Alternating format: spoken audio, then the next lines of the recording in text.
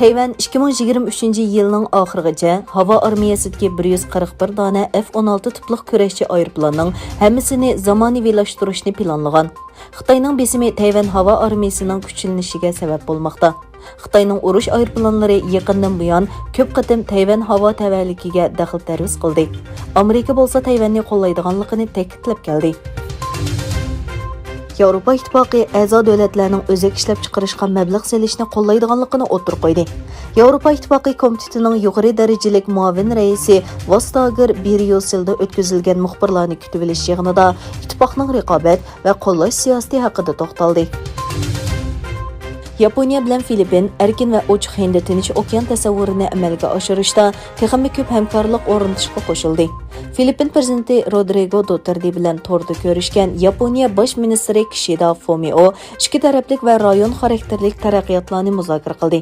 Kishida o'zlarining Xitoyning bir taraflama holda Sharqiy dengiz va Janubiy dengizning hozirgi holatini o'zgartirishga urinishiga qat'iy qarshi turganligini bildirdi. Rossiya prezidenti Vladimir Putin Shimoliy Atlantik ahdi tashkilotining Rossiyaga qarata tajovuzchilik pozitsiyasida bo'layotganligini bayon qildi. Putin bizning g'arbdagi sheriklarimiz baxalida.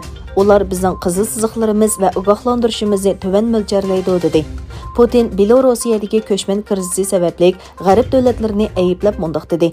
Ular Belorusiya Polsha chegarasidagi ko'chmanlar krizisidan foydalanib, Minskga bisim ishlatib, bizga yaqin rayonda yangi jiddiychilik paydo qilyotdi.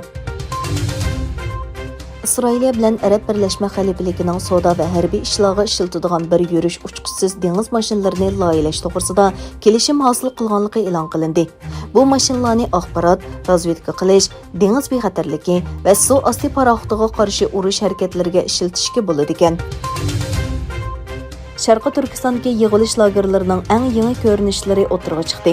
Bir Xitoy YouTuberning o'tgan oyda yo'llagan videosi taratqularning diqqatini tortdi. Egilinishcha, YouTube'dagi nomi Guangguan bo'lgan bu kishi o'zining mashinasi bilan yo'lga chiqqan bo'lib, Mapbox xarita detali va Xitoyning Baidu to'ri orqali 8 shahar va nohiyadagi 18 yig'ilish markazining o'rnini topgan. Ularning ichida yig'ilish lagerlari, zahar tashlash o'rinlari, tutib turish o'rinlari va siyosiy tarbiyalash markazlari bor ekan. Google bilan Fransiya axborot agentligi 5 yillik to'xtam imzoladi.